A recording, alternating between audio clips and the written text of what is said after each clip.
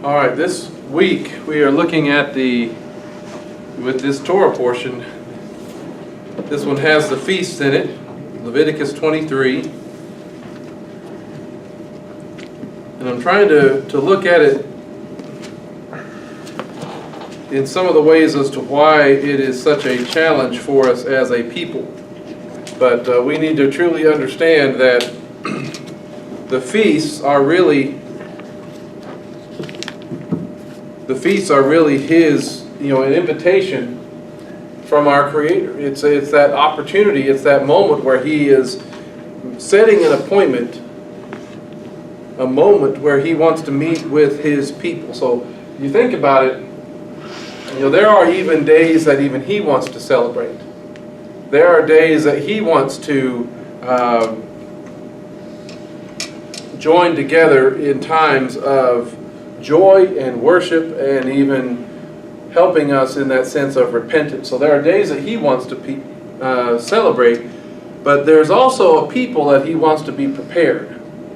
And these feasts are a part of that way of that He is calling to disciple us to that purpose, to the purpose of preparing us for what He is doing, so that we would have a clue as to what He's doing, so we would have a sense of what is our role, what are we supposed to be doing, where are we going with everything. The feasts are a part of that, because ultimately there's a story that He wants to tell. And the feasts are essential to that telling of what He hopes to accomplish in the world. When you look in this passage, Leviticus 23, it says, "Then Adonai spoke to Moses, saying, Speak to Bnei Israel and tell them, These are the appointed moedim of Adonai, which you are to proclaim to be holy convocations. They are my moedim." So this invitation is from Him. These are the appointed times, the appointed moments of His, but they require something. They require on our part that we do something in response to Him saying that these are His appointed moedim, His holy days. It requires us to proclaim them. It requires us to tell and to state and to make these days holy. They are holy because He has declared so, but they're not necessarily holy for us until we proclaim them so. They are, whether we acknowledge it or not, but He is inviting us. They're going to be important to us. They have to say something to us when we choose to proclaim them ourselves as well. And but when you think about it, this is this invitation. This is the story He wants to tell. So, but whose story is He wanting to tell with the feast? Ultimately, He's wanting to tell the story of the coming of the Messiah. That these feasts are all about that purpose and that role and that function.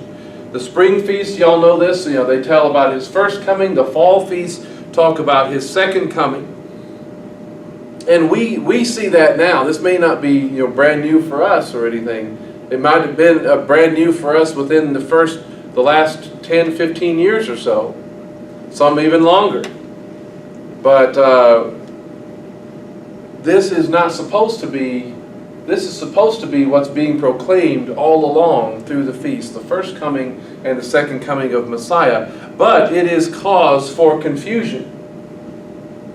For both Jews and Gentiles, this is an issue, because Jews and Gentiles are looking for different things in life, in our trying to come to understand the world.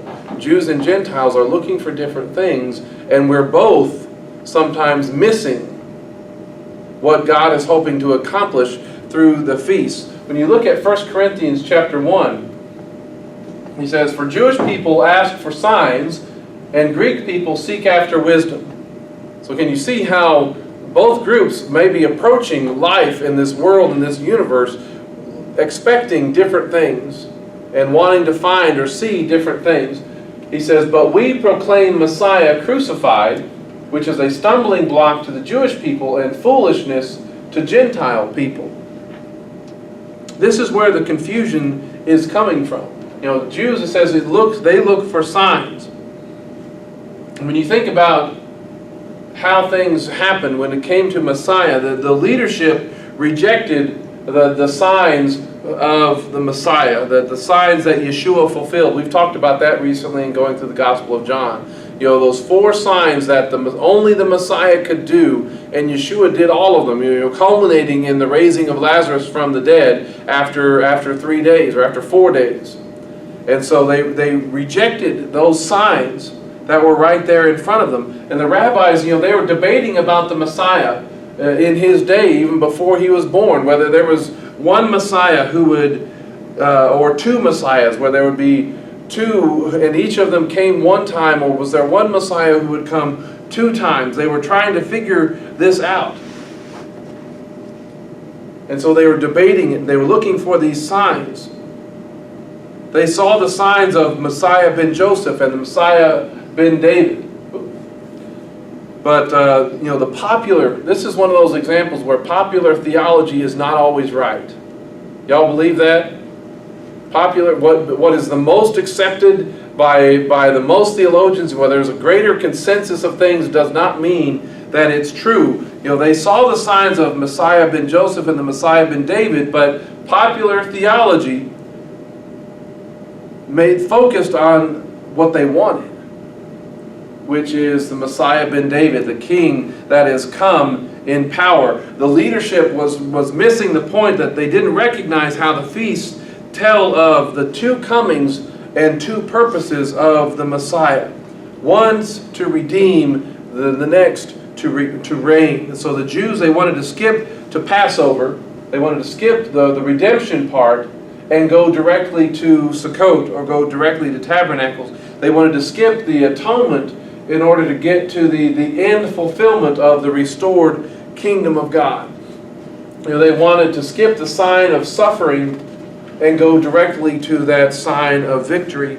In essence, skipping the spring feast so they could witness the fulfillment of the fall feasts. Are we not really we're there too, aren't we? Isn't the majority of the Christian community, we're in this exact same place. We are both, Jew and Gentile, are both looking forward to the fulfillment of the fall feasts. But the Jews kind of expected him, the leadership expected him to do that the first time. We miss the signs when things don't happen the way we expect, or the way we want them to. We can be so focused on what we want and what we're looking forward to, or what we expect things to happen certain ways, that we actually miss it when they happen. But again, this causes tension. This causes tension for us, because we are both claiming and both looking forward to the coming of the kingdom. And it's so much so, but when we talk about these feasts, that the Jewish people have become even protective of it. And the signs of this coming, particularly in the feast, they become protective of the feasts, to the point that they say they sometimes can get offended when Gentiles want to participate, or will celebrate Passover, celebrate some of these things, and want to come. Some of them will be offended by that and say, no, we don't want you to. There are certain feasts you might be allowed to do, but certainly don't do all of them, because they are called many times the Feast of the Jews. But the question is, does the Tanakh ever call the feast of the Jews? To my knowledge, no. I've not seen it. I've not found it. Where that comes from is the New Testament. It's in John chapter 5 and John chapter 6. It says, after this there was a Jewish feast, and Yeshua went up to Jerusalem. Chapter 6, Passover, the Jewish feast, was near. And so you think about this at the time. Boy, somebody's got a big smile on his face. But does this reflect an existing attitude among the Jewish people that already existed? When he's talking about there was the Feast of the Jews and things like that, was that an already existing attitude among the Jewish people, that these are our feasts? This is for us and not for everybody else. Or possibly, another possibility is that this reflects maybe the cultural distance that existed for John's audience. You know, the Gospel of John is widely understood to be the last and the latest gospel that's written. Some even will put it as far into the 90s, while he is in Ephesus, or while he is in exile in Turkey and Asia Minor. So it might be that his audience that he's writing for are so far removed from the Jewish culture that they need to be told, this is not one of your local feasts. This is not one of the Greek things. This is not some of the other celebrations that they're doing, but this is explicitly where the Jewish people, you'll see them doing it in your town, and at certain times of year, you'll see them doing this, and he's trying to give them that insight for it.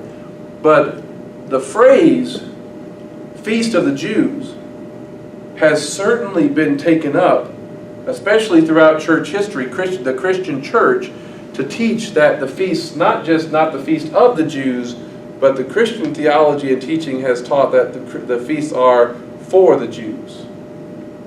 That's what the church, that's what Christian history has done, that the feasts are for the Jews and not for us. And again, we've seen that some within the Jewish community feel the same way. They are ours, they're not for you. They've become protective of it. But here's the thing though, the feasts are supposed to be signs. They're supposed to help prepare the people. They're supposed to help tell the story. And those signs are not just for the Jews, are they? It's not just for them to know. It's for all of us to know. We all need to know the story. We all need to know the signs that the feasts are proclaiming. We all need to know what we're being prepared for. But here's the thing. As we can criticize the Jewish people in their day for rejecting or missing the sign, we've got to realize that we as the Gentiles have rejected them as well. Because the Jews, they look for signs, but Greeks look for wisdom. As that passage in Corinthians talks about. Christianity quickly abandoned the feasts. It's sad how fast that we got away from them. And there's a couple of different reasons I'm going to focus on today, but one of them is due to anti-Semitism. Another one we'll get to in a minute is that they don't consider the feasts to be wisdom. So we abandon the feasts very quickly for some reasons like anti-Semitism, and we don't think that they make sense. So when you think about anti-Semitism, they've removed the early church, as early as the mid-100s, wanted to remove any vestige of connection to the Jewish way of doing things. And we see this on issues like the Sabbath. We see this on issues like the feasts. When factoring, even the calculation of the resurrection, of Resurrection Sunday, what became to be known as Easter, they wanted to separate it and divorce the calculation of that day from Passover. They didn't want to be dependent upon Jews in Jerusalem telling them what is the appropriate day for this celebration of the resurrection. And so continued rejection of the feasts today, what we've got to realize has its foundation in anti-Semitism. Now, the vast majority of believers, the vast majority of Christians today who don't want anything to do with the feasts, they aren't doing it necessarily because they're anti-Semitic, but because that rejection came centuries earlier. That rejection came a long time ago, and for anti-Semitic reasons, but it was so effective, this rejection of the feasts, that we don't even consider them anymore. Very few of us have grown up even learning about the feasts, much less keeping them. So the Greeks, they look for wisdom. And traditional theology has convinced most of the church that the feasts are legalism, that it is unwise, essentially, to go back under the law. Have y'all heard that before? Heard it put in those ways that if you try to keep these things, if you want to keep these things, then you're just going back to what is something we have gotten over, we've gotten past, we don't need that anymore. Why would you want to go back under that oppressive system? And that's how effective the enemy has been at getting us to not even look at them and consider them, because the enemy doesn't want us to see the signs either. The enemy doesn't want us to be a people who are prepared for what he is doing. The enemy doesn't really want us to know and understand the story that God is telling. But in reality, here's the thing, keeping the feasts do not cause us to leave Messiah Yeshua or reject salvation. Quite the opposite. Since Messiah is the central figure of the feast, and the feasts tell his story and what he's actually going to do, the feasts actually make us wise unto salvation. They help us understand salvation and the gospel message because they tell the story of Messiah's work. They tell the story of Messiah's coming, and they prepare the people of God to see and understand the signs and their purpose and their place. By keeping the feast, then we have a better understanding of Passover and how he is the Passover lamb. We understand better in keeping unleavened bread the pervasiveness of sin, but also the sinless Lamb of God, how that was so necessary to have no sin in order to be an appropriate sacrifice. We understand how he is the first fruits of the resurrection, as Paul puts it in 1 Corinthians 15. We have a better understanding of the coming of the Spirit at Pentecost, Shavuot, what that is supposed to be, and the counting of the Omer and all of those things. We have a better understanding of what's coming and why. The feast teach us about that. And it makes us, like I said, wise to salvation. We understand that better. This is 2 Timothy chapter 3, verse 14. It says, "You, however, continue in what you have learned and what you have become convinced of, for you know from whom you have learned, and that from childhood you have known the sacred writings that are able to make you wise, leading to salvation through trusting in Messiah Yeshua." So the scriptures, the sacred writings, make you wise, which is, again, what the Greeks are looking for. And that wisdom leads us to salvation.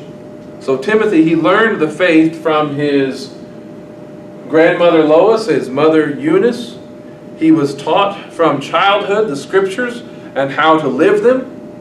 So what do you think was included in that instruction of from childhood, what he was learning from the scriptures? Guess what? On a weekly basis, he was learning how to keep the Sabbath. Over the course of the year, he would learn about the 7 feast days.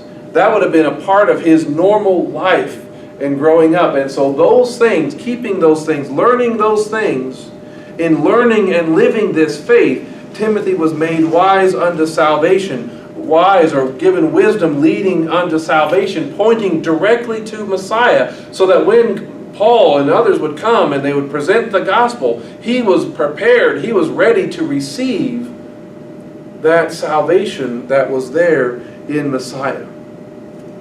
The feasts are, in reality, are some of the most effective ways to point people to Messiah Yeshua and how he came to save us and how he will come again as king.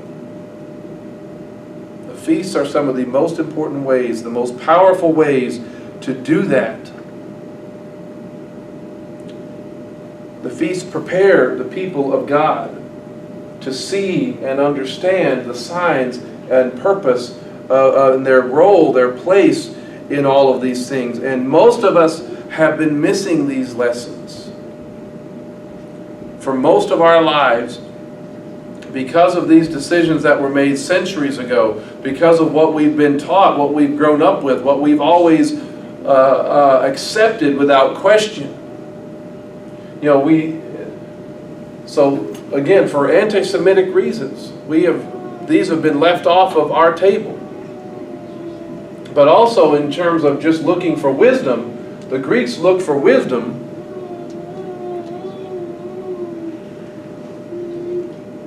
we live in a world now, in this Greco-Roman culture, this Greco-Roman society, where the biblical world no longer makes sense to us. Especially the day-to-day, week-to-week, month-to-month type of living. This is another reason why we as Greeks or Gentiles who look for wisdom, we reject the feasts. Because we are so far removed from the biblical cycle of life that we've been programmed to live by a different measure of time itself. All right, we say things like, we say the heavens declare the glory of God. And so the witnesses that the Lord put up there in the heavens are what? The sun, the moon, and the stars, right? We know that. So the natural world still still is governed by these influences. Whether we recognize them or not. The heavens, the tides are controlled by the moon's gravity. Fluctuates the oceans and all of the coastlines, right? The world is still operating under the influence. Some animals, birds and whales and things, seem to navigate in part by constellations. They see certain things in the sky. They know it's about that time to start going. How many of y'all ever got farmers' almanacs or fishing reports? You look for those in the newspaper. One of the things that they always include in that are statements about the new moon or the full moon and how they will either hurt or improve when you plant, right? Or when you go fishing, they're going to bite better on certain days than others in relation to the new and the full moon. Y'all seen those before? Okay, we still do that. We still recognize that there's that influence, but we have taken it out of our thinking. All right, we have silenced the voice of the moon and the stars by only relying on the solar calendar. We are so not used to hearing from them that we no longer understand them. We no longer know what they are saying, their timing, or their importance, or even their basic appearance. We've lost knowledge on how to look for them. So what the Bible tells us to use to set the rhythm of our life, the sun, moon, and stars, we think doesn't matter. We think we are no longer governed by any of these things because we've so adapted to the solar calendar, and yet, let me ask y'all this. When do the police reports spike in criminal behavior? Every month. There's a spike in police reports. You want to guess when it is? On the full moon.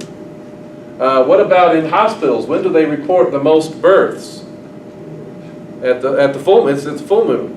It does something to still at both times. I mean, it'll activate. Yes. It's kind of interesting. A lot of our kids were born on new moons. On the new moons? Well, I think it'll do. But yeah, There'll be a spike at both.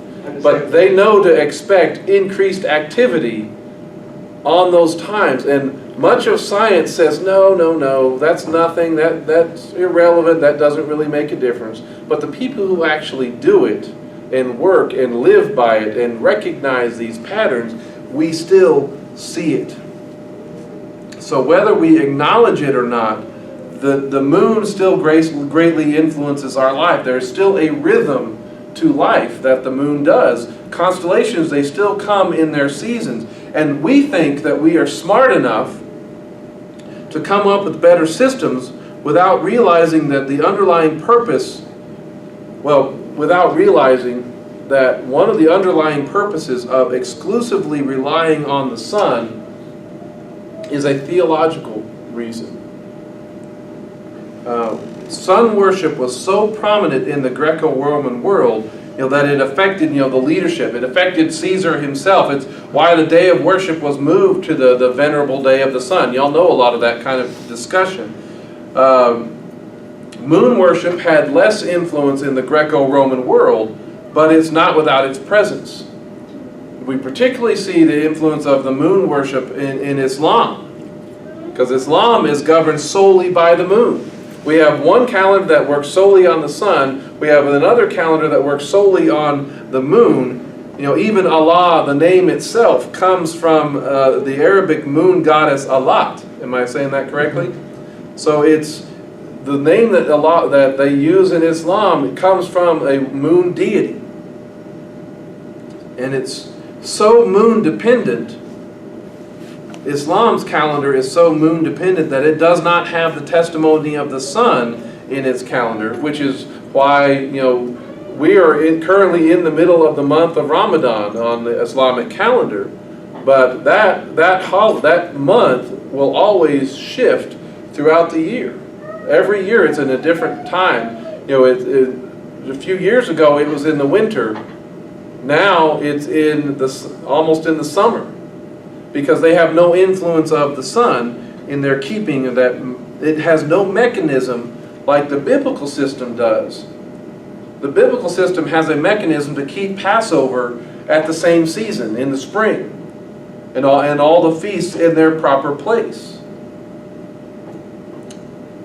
The biblical calendar uses 3, sometimes 4 witnesses: the sun, the moon, the stars, and the barley harvest to reckon the turning of the seasons. We look at it now and think that we're smarter, right? We think that we're better. We think we figured all this stuff out more. The solar year is roughly 365 days, whereas the lunar is about 360. So we mock it, we ridicule it because it gets off. And yet, the solar calendar isn't perfect either.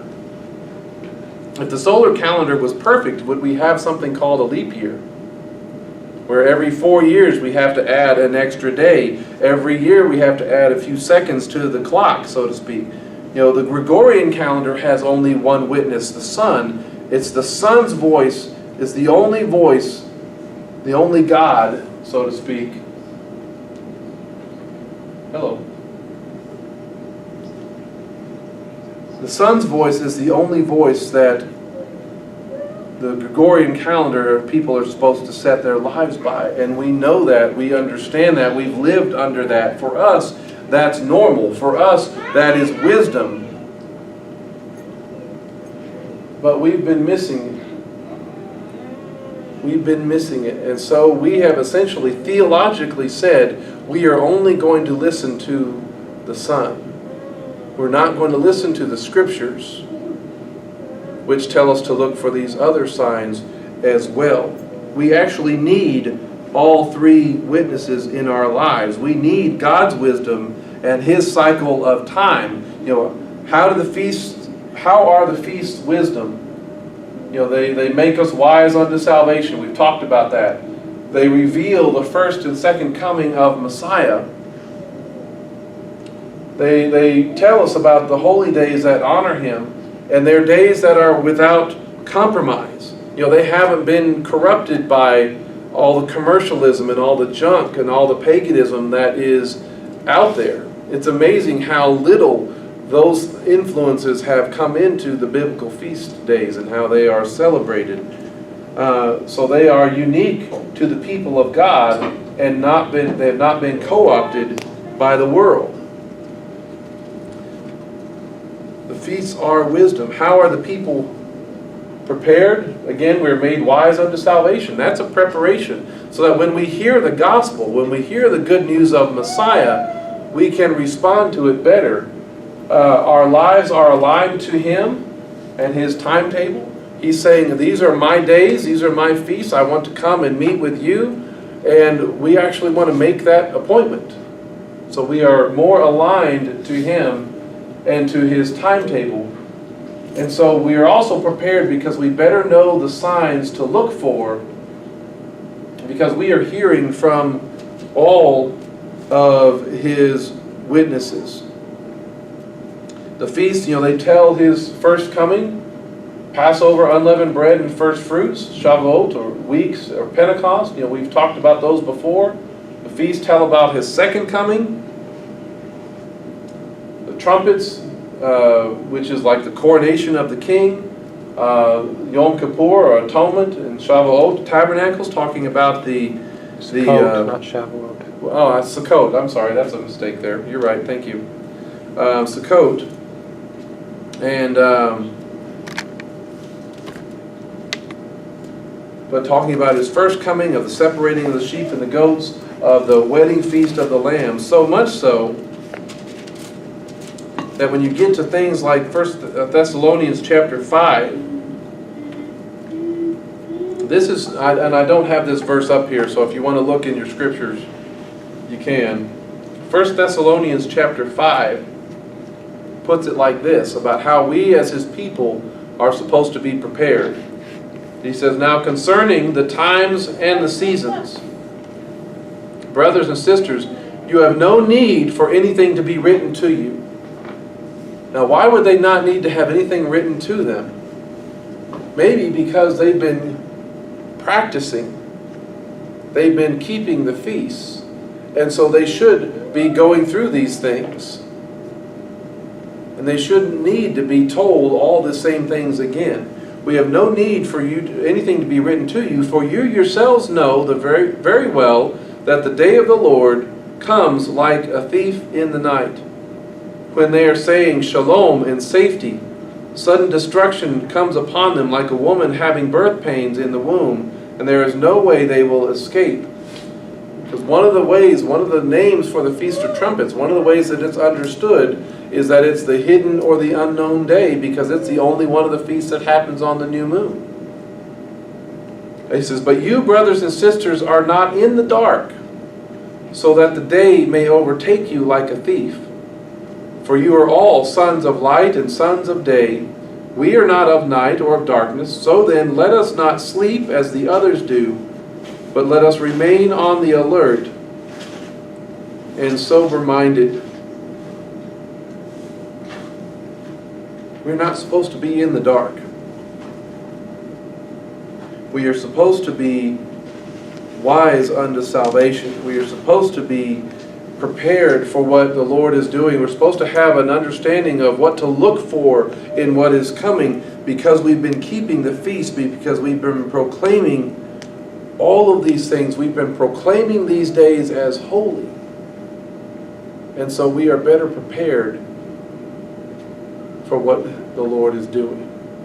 And in doing all of those things, since the feasts are really telling the story of the Messiah, the signs are there for the Jews to see.